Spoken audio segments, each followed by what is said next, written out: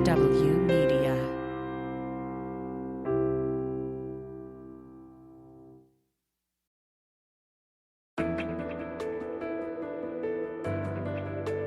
Spy Talk, a podcast at the intersection of intelligence, foreign policy, national security, and military operations with Jeff Stein and Jeanne Meserve.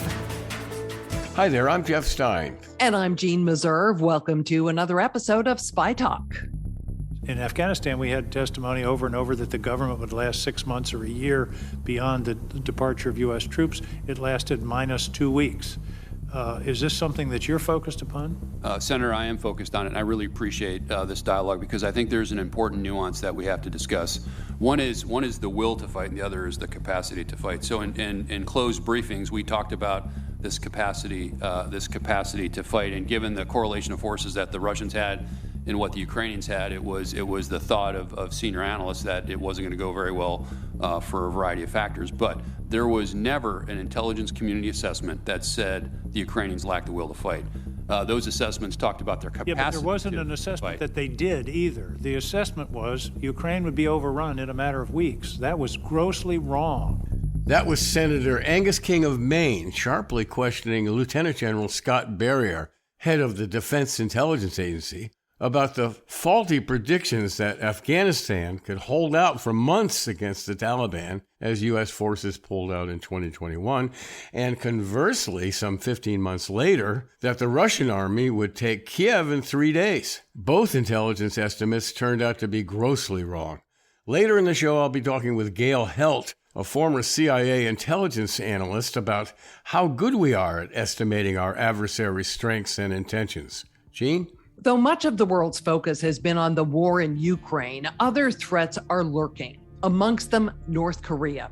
It is pretty much a black hole where intelligence is concerned, largely walled off from the rest of the world.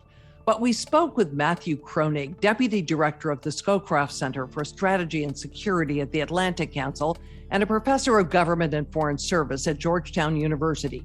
Kroenig specializes in studying the nuclear programs of America's adversaries, including North Korea. We asked him about North Korean leader Kim Jong-un's recent rash of missile launches and reports that he may be preparing for an underground nuclear test, the first since 2017. Has dozens of nuclear weapons now, missiles capable of reaching U.S. allies and partners and bases in Asia, has the ability to miniaturize a nuclear weapon, has the ability to deliver a nuclear weapon to the continental United States. So the program continues to expand in size and sophistication. And with these series of tests, including this reported underground nuclear test, I think North Korea is trying to make its forces more sophisticated. So likely working on a genuine two-stage thermonuclear weapon. And other advancements in terms of miniaturization, yield, efficiency. And they have restarted their facility where they produce fissile material, correct? Yeah, so now it looks like there are two major pathways to make fuel for nuclear weapons: uranium enrichment, plutonium reprocessing, and it looks like North Korea is working on both paths. So that's concerning. There have been reports that North Korea is considering deploying tactical nukes to the border with South Korea. What can you tell me? Well, I think it would make a lot of sense for strategy for North Korea. One of the things, rules of nuclear strategy is that countries that are in a conventionally inferior position often rely on nuclear weapons to offset the conventional superiority of their rivals. So it's essentially what the United States did vis-a-vis the Soviet Union during the Cold War. Now that in Europe, the shoe's on the other foot. Russia, as we're seeing in Ukraine, is relying on early nuclear threats to offset NATO's conventional superiority. Pakistan does this with regard to India, threatens early tactical nuclear use to a conventionally superior Indian force.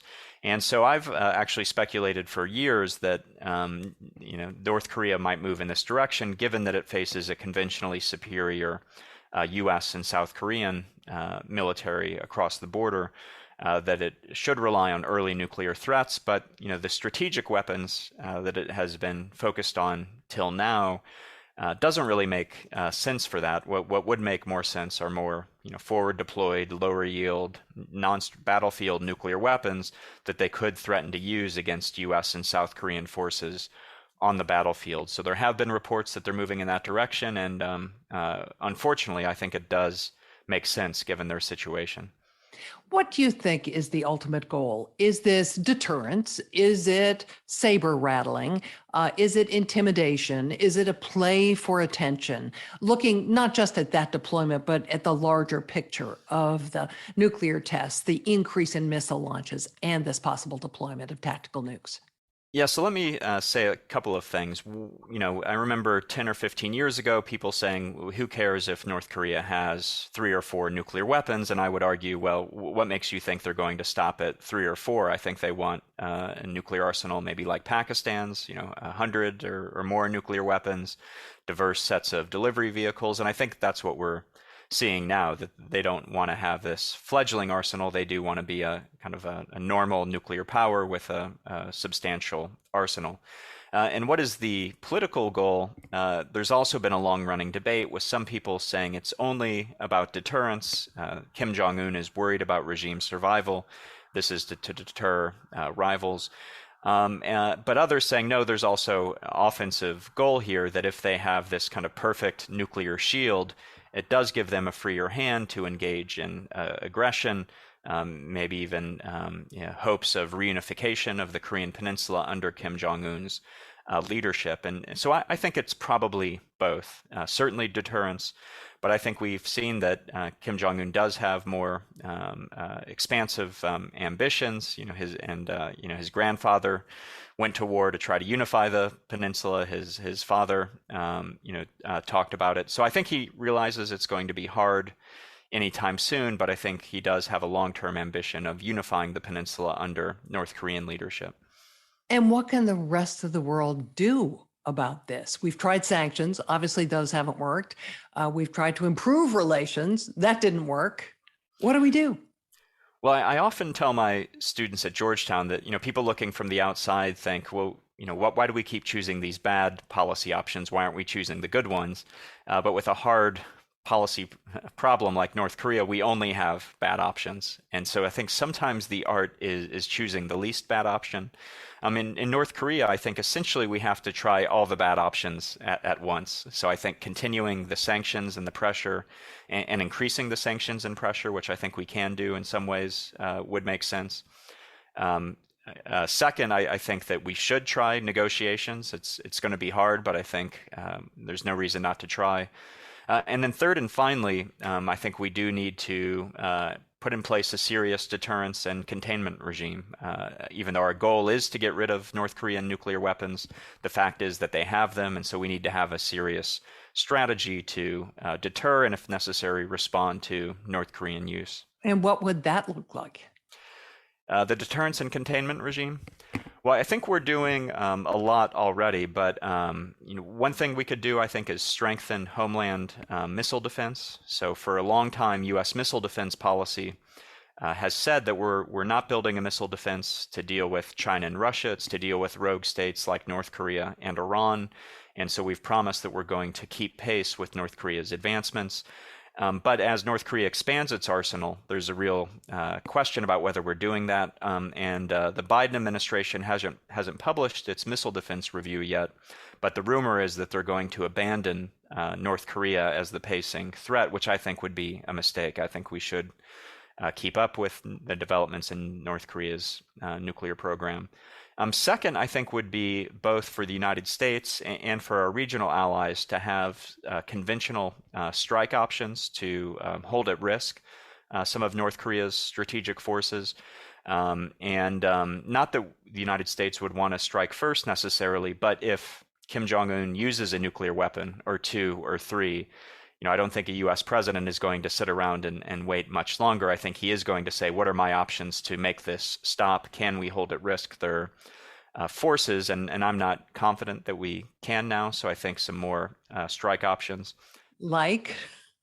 Well, so for example, conventional hypersonic missiles that, could hold at risk targets in North Korea quickly without, the risk of nuclear radiation and fallout. Right now we don't really have a conventional global strike option, but conventionally armed hypersonics, I think, would be one way to do that. We don't have a hypersonic either. Well, we're testing, so I think continuing the testing, continuing to develop this capability and field it, making that a priority would be important. So we're talking as if we really have visibility into what's happening in North Korea. Do we, or is our intelligence capability really limited? Well, great question for a podcast called Spy Talk. And so, that is a challenge. Even with Iran, there are inspectors on the ground. There are monitoring. Iran's been... And there are Israelis on the ground too, but... Yeah, so we've had good windows. That's right. We've had a good window into Iran's program. With North Korea, we really haven't. There haven't been inspectors on the ground in a long time. We don't, unlike Russia and China, we don't have an embassy there, so we can't, gather intelligence that way. So our window into North Korea is limited.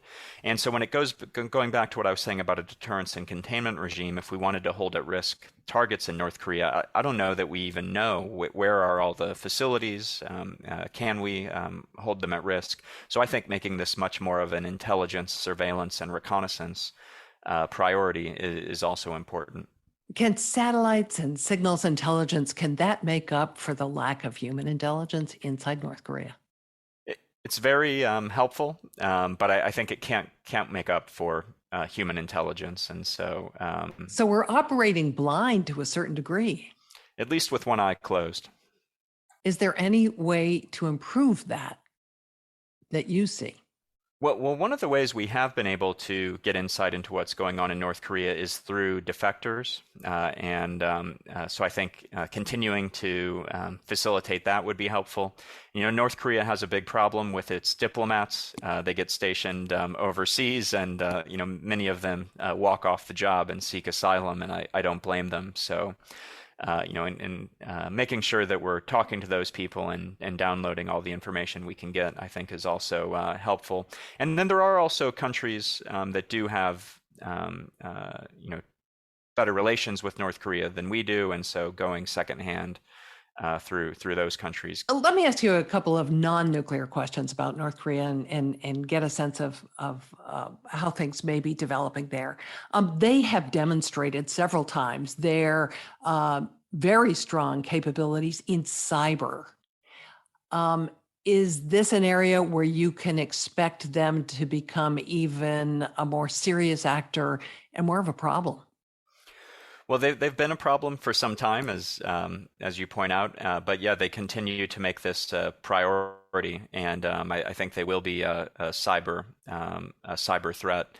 And then it's the what I really worry about when it comes to cyber is not the cyber attack on their own, but the cyber in combination with other things. So like when they hacked into Sony Pictures or whatever it was, that was a problem. But if there's a major conflict and they have the ability to use cyber to disable U.S. communications or satellites or other things, I think that's where, as kind of a force multiplier, that's where it gets really dangerous. And in the meantime, they're using cyber theft to finance a lot of their military development, right? That's right. Counterfeiting, cyber theft. They're a big challenge for many reasons. Human rights abuses, of course, is another big one. There was the case of Otto Warmbier a few years ago, the student from the University of Virginia who was captured, imprisoned, tortured, returned to the United States only to die a few days later. And some of the people focusing on this think that some of the human rights abuses, the conditions at labor camps inside North Korea, may be as bad as anything we witnessed during the 20th century in Stalin's Russia or Mao's China. Do we have any visibility on whether there is political instability there, perhaps as a result of these human rights abuses? It's a good question. We've been predicting that the North Korean regime would collapse since the 1990s, and hasn't happened yet. So it does seem like it's been much more stable than we've predicted. One development that's interesting with Kim Jong-un is that he has allowed more markets inside North Korea, allowing some privatization.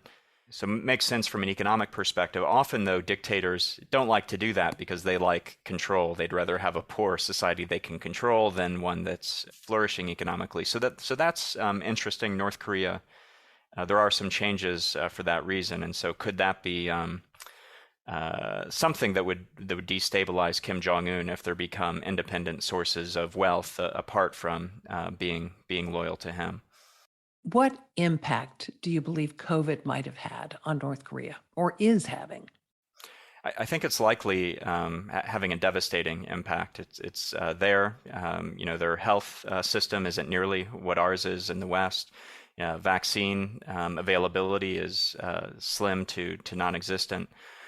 So I think it's spreading and likely killing a lot of people. And potentially making the economic problem and the hunger problem even worse? I think that's probably the case, and also straining the state and straining state resources. But Kim Jong-un has consistently faced this question of priorities, and does he spend on his military and on the regime or on the society? And his preferences are pretty clear. So some people have thought maybe this is going to slow down the development of the nuclear and missile program, but my fear is probably not by much. I think he's probably continuing to make that a priority, making sure the nuclear and the missile program is getting the resources it needs, and society's suffering as a result. How big a threat is North Korea to the U.S.? Well, I think it's a big threat. So one, there's the threat of further proliferation. I don't think North Korea's nuclear weapons are going to stop with North Korea. As you mentioned earlier, or asked about earlier, there's the risk that it could transfer its nuclear weapons to other countries. There's the risk that U.S. allies in the region, Japan and South Korea, may decide that they can no longer rely on the U.S. nuclear umbrella. They need to develop their own nuclear weapons in response. If those things happen, then there's the risk to the global non-proliferation regime. So that's the first thing I worry about. The second thing I worry about is that I think that if North Korea does feel like it has this nuclear shield that it can use to deter South Korean and U.S. attacks, that it could become more aggressive in the region, more sinking of South Korean warships, artillery attacks on South Korean islands, maybe even a larger attack at some point. And then third and finally, I think there is a risk of nuclear war, even against the U.S. homeland. And I don't want to exaggerate this. I don't think Kim Jong-un is crazy. I don't think he wants to fight a nuclear war with the United States. But realistically, there probably will be future nuclear crises between North Korea and the United States. And in a crisis like that, there is the risk of things spinning out of control. President Kennedy said the risk of nuclear war during the Cuban Missile Crisis was somewhere between 1/3 and 1/2. I don't think we thought Kennedy was crazy, but he was willing to basically flip a coin over a nuclear war with the Soviet Union. So what's the risk of nuclear war that Kim Jong-un is willing to run? I don't know the answer, but I'm pretty sure it's greater than zero. And given that he has the ability to hold the U.S. homeland at risk with these weapons, there is the risk that at some point a crisis with North Korea could result in a nuclear attack on Washington, New York, Chicago, Los Angeles. So it's not China or Russia, but it is a serious threat to the U.S. homeland. You said you don't think Kim Jong-un is crazy. How would you describe him? Well, he certainly wants us to think he's crazy. Over every minor provocation, he threatens to turn Asia into a sea of fire. But I actually think this is a cultivated strategy on his part. And nuclear deterrence theorists talk about the rationality of irrationality. If people think that you're a little bit crazy, think you're a little bit unhinged, they're going to treat you with kid gloves. And so I think his father and his grandfather, to some degree, cultivated this on purpose. They knew North Korea was relatively weak, had more powerful rivals. And so if they could make everybody think that they're a little unhinged, a little aggressive, that would cause countries to behave cautiously around them. And I think it's essentially worked. The United States has often not responded to North Korean provocations over the years. has encouraged South Korea to not respond in retaliation to North Korean provocations. So going all the way back to the North Koreans taking U.S. sailors hostage in the Pueblo crisis in the 1960s, up into some of the recent cases of North Korea sinking a South Korean warship, shelling a South Korean island, and essentially not having any response. So I think he wants us to think he's crazy, but he may be crazy like a fox.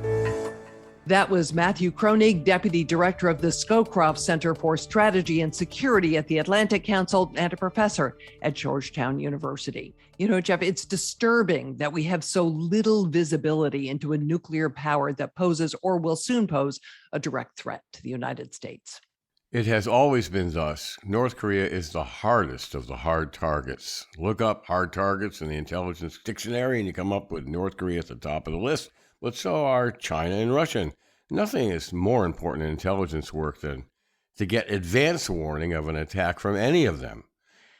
A reminder, you can subscribe to Spy Talk on Substack and get a lot of great original content. Also subscribe to our podcast, but know that next week, because of the holiday, we will be on hiatus. We will be back in just a moment to talk about failures in the intelligence community.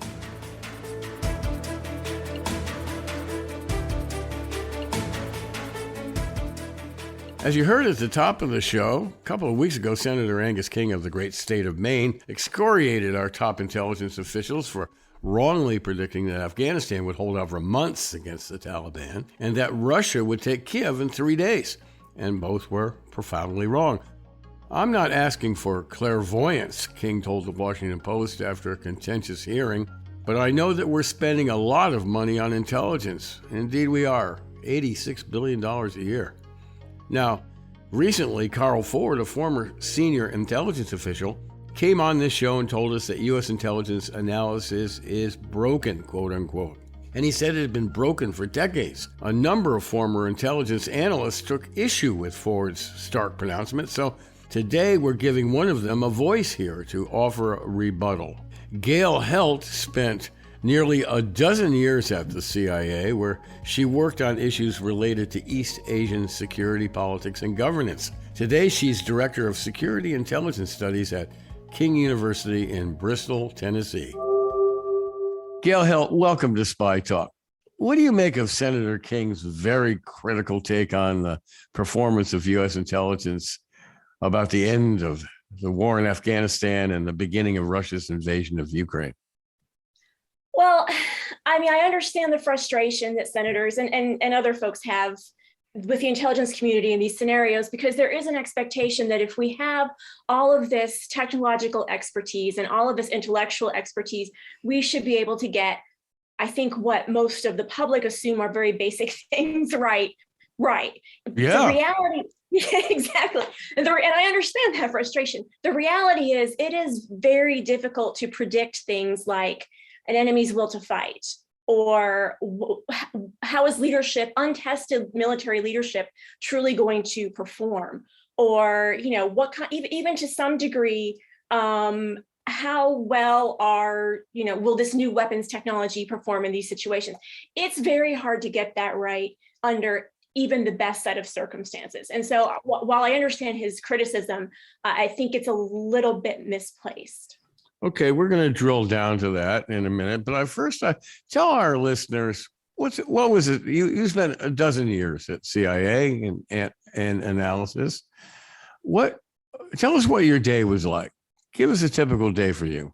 So a typical day for me, I would come into the office pretty early in the morning. I usually got there around 6. I spent a whole lot of time getting there way earlier than that, but wow. You get there as early as you need to get through your morning, intelligence dump in your inbox and in your databases. So, well, tell us about that inbox. What's coming in?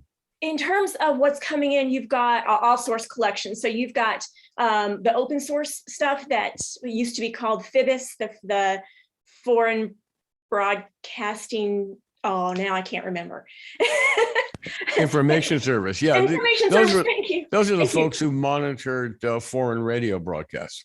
That is correct. Yes, they did. And now it's the open source center. And so you'll have all of the open source stuff in there in your inbox to go through, things that are relevant to the account that you follow. But most importantly, you have the clandestinely acquired stuff, the human reporting that comes in, things that spies gather and pass to case officers, and they pass back to headquarters after hopefully a great deal of vetting. You'll go through that stuff. You'll try to figure out what syncs with what we already know, what's different. What do you make of what's different? Is it different enough that we need to warn the president or other policymakers? You'll have State Department cables. You'll have signals intercepts from NSA. Basically everything that's possible to gather and collect and funnel to analysts. You'll have to sift through all of that. So you read, hundreds, if not thousands, of documents every day. Wow. Okay. So let's stick with the morning for starters. So you've done that for a couple of hours. Then what? Do you gather? Like, let's say you were working. You were an East Asia specialist for some time. So let's say you're targeting your account is China. And you get all these reports in for all these various sources. And then what? You gather with other China analysts and talk it over a mid-morning coffee or what? We would have a meeting. Ours happened to usually be at 9:00. So you'd want to come together. You collect your thoughts. You might chat with your colleagues before that meeting.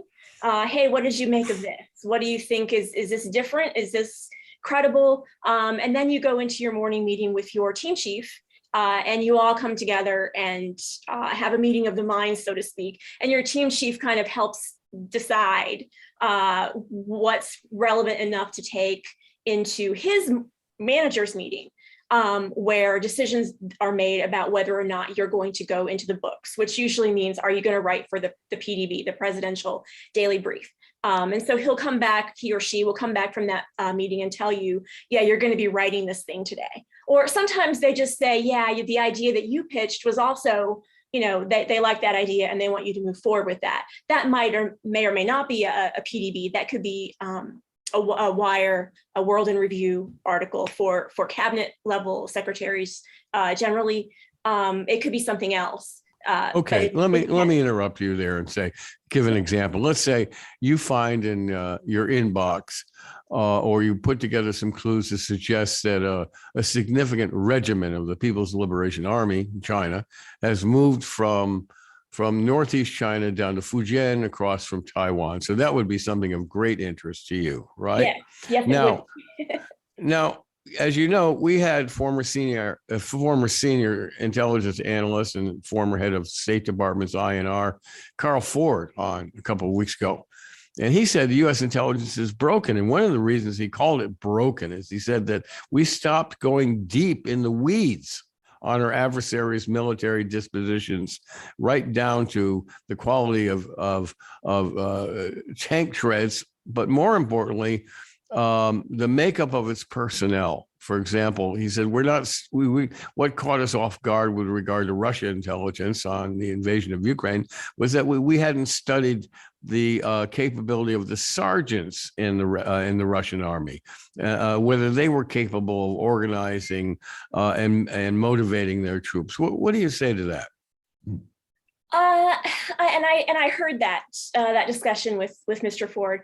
I was very surprised and taken aback by this. That's not what I didn't recognize the intelligence community that he described in that discussion.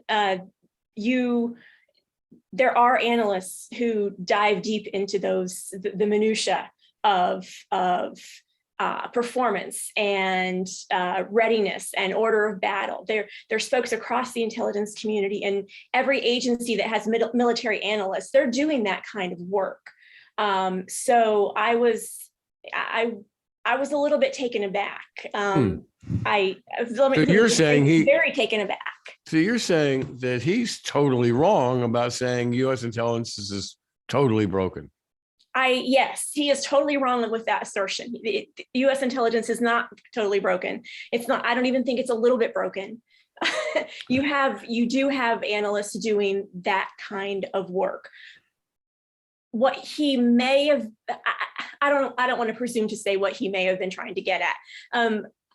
the issue that I would go back to is the same issue that I cited with Senator King, with his in regard to his comments, which is where we fall short is how human beings themselves are going to act.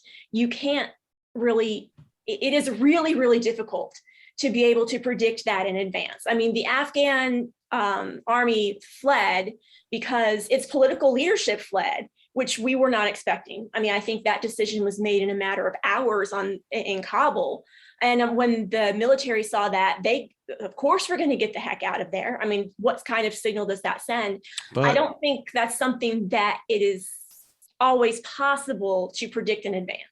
But look, we were there for 20 years.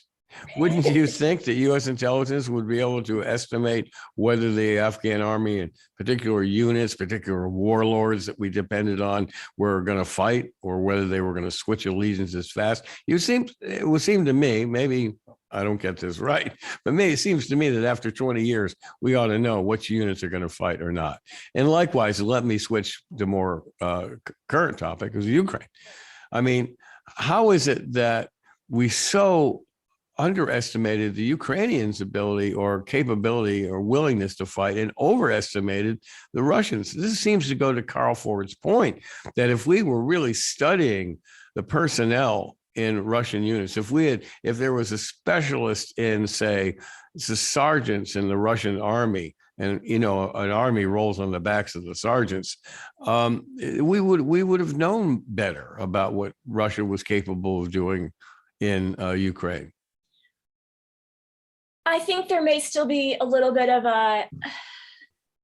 and I don't think this justifies the claim of, totally broken, but I think there may still be a belief that, the Soviet Union was our adversary, and its mere existence justified billions and billions and billions of dollars in defense spending by the US over 40 or 50 years. We still assume, possibly wrongly, right? You can talk about the conventional wisdom bias. Maybe we have fallen into that trap.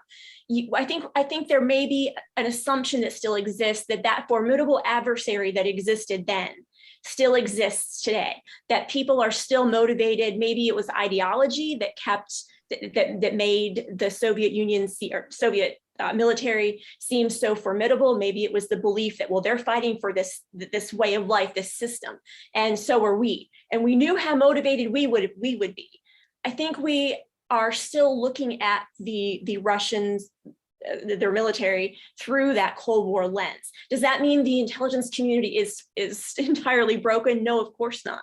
It means that we need to step away from that particular bias. I think we also didn't have an understanding of what it is like to be fighting for your homeland.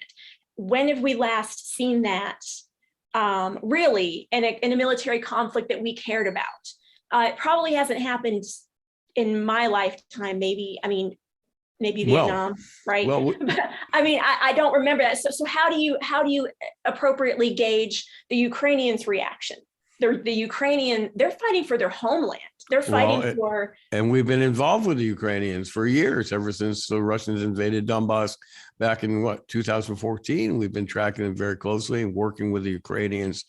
We assessed very accurately that the Afghan Mujahideen that we were backing in the 1980s would fight to the last man to throw the Red Army out of Afghanistan. So when we work closely with people, we seem to know if they can fight or not. Now, the political decision to keep fighting is an entirely different thing. We knew early on in Vietnam that the South Vietnamese army was not going to fight to the last man, that it was entirely corrupt. Yet policymakers decide to stay in Vietnam anyway. But let me ask you this. One of the constant criticisms that I've heard throughout the years, and that I heard from Carl Ford on our show recently, is that CIA people in particular can't specialize in one particular thing for a whole career, say the Chinese economy or Chinese tank forces or whatever. That you get switched around too much. You spend a couple of years doing Russia, a couple of years doing China, a couple of years doing Islamic State and so on. Is there something to that? There is something to that. At least there was when I was still in the agency. And keep in mind, I left in 2014. So yes, that does reflect the agency that I know, at least to a degree. People are encouraged to be more generalists as opposed to specialists. That said, that doesn't mean that every person is funneled into that particular dynamic. I mean, I know plenty of people and worked with plenty of people who worked on a specific thing for the bulk of their career, or they would work on something for 5 or 6 years. China, let's say, they would be strongly encouraged to go, have a broadening experience, and they would go do, maybe it was during the time we were surging in Afghanistan, so they would go work on Afghanistan for a year or two and then come back to China, where they had built up previous expertise. So is that jumping around? Maybe a little bit. It is jumping around. It seems you define jumping around. Well, it is, but it isn't. I mean, you're still getting 5 or 6 years in on an account before you go off and do something else, and then you're returning to it. Yes, 2 years is a gap. I mean, that you're going to have to get yourself caught back up to speed on. But again, a lot of those skills are interchangeable. You learn how to funnel through information and figure out the lay of the land pretty quickly after you've been around. It was said of the major conflict in my era, the Vietnam War, that we weren't in Vietnam for 15 years. We were in Vietnam a year, 15 times. Yeah. It seemed to be what you were just saying, that you might work on Afghanistan for a year, then you switch to something else. So again, and in my own experience, I felt like I began to understand Vietnam by the time I left after a year. So it seems to me this is a problem that the CIA should really go back to. I don't understand the logic of jumping people around from section to section, subject to subject, except that it might suit management's whims.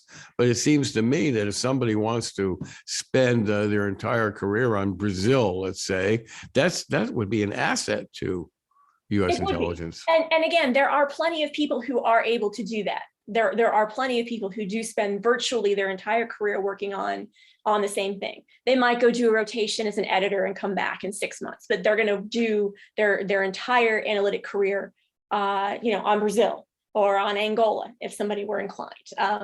Maybe they'll do something relevant to the region, Latin America more broadly, and then go back. But still, it's going to be, if they do something, it's very closely aligned with their primary account and their primary area of expertise. That was certainly the Russians' practice under the KGB, and maybe you could tell me whether they continue that after the KGB. But a guy he would be an Iberian specialist for forever. He might go there and work as a spy.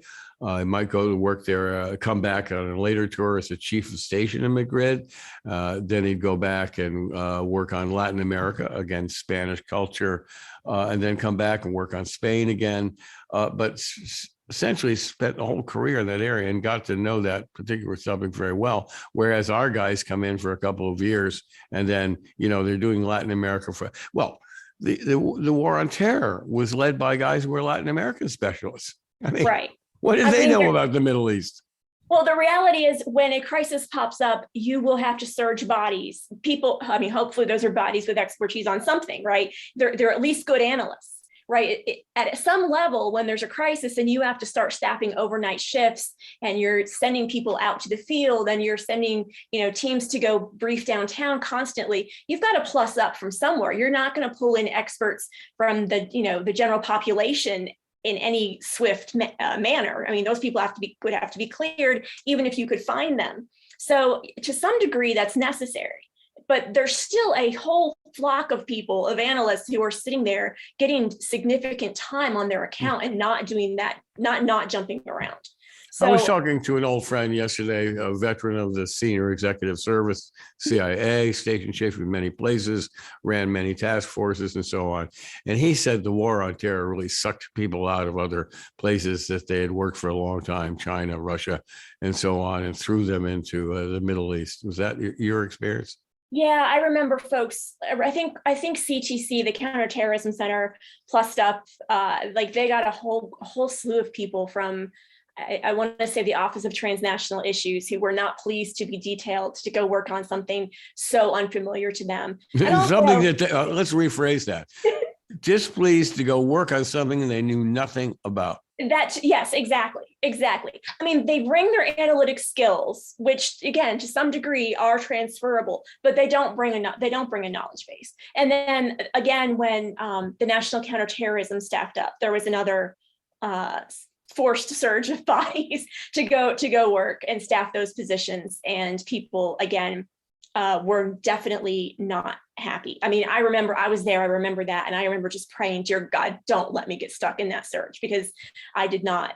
I mean, I did work China. I did not want to work anything but China. So yeah, I mean, you're absolutely right. That definitely happened. Was there still a huge number of analysts back in my office who got to stay where they were and keep doing the work they were doing? Yes, absolutely. Absolutely.